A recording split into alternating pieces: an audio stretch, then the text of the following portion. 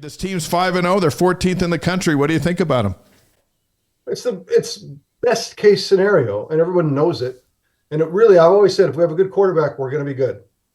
And Jake, love him. Last year was like, oh my gosh, it felt like every seventh play I was like, oh, I hope it goes okay, but Jake's the kind of dude that kind of doubled down, got in, did the work, tried to figure out a way to not lose who he was, and yet clean it up.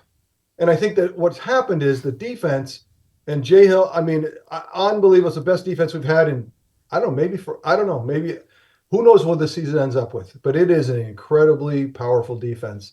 And it gave the offense space and Jake space to kind of grow and to kind of not have to be under the gun and can kind of not be the reason at first. And I think because of that, they became the reason in some ways. They could lead out. And I have to say that the defense and Jay Hill are the ones that have allowed for it to happen.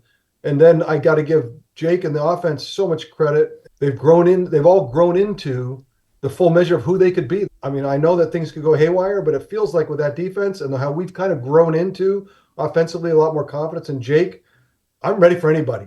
I honestly feel like I just bring it on. And if somebody punches us in the face and we don't have an answer for it, fine. We'll chew on the next guy. Like, we're just not going anywhere. I think it's going to be a lot of fun this season. Steve, when it comes to Jake and his improvement, what's the biggest thing that you've seen him improve on from last year to this year? He's held on to his swashbuckler kind of mentality, but he's limited the goofball mistakes. Now, he still has them.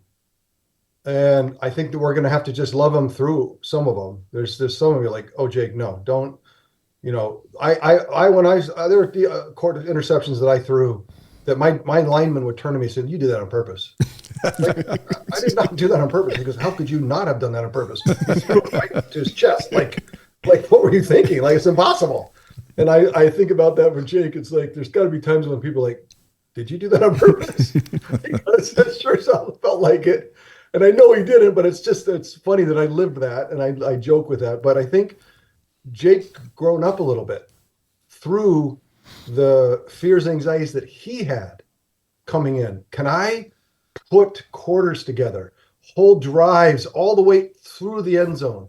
Can I come out under duress, out of the backed up? Can I come out of halftime? Can I close a game? Can I watch out for those goofball things that I do that I know that I don't mean to, but it's just like, and I think that he's grown up, and I'm happy. I'm just ecstatic for him.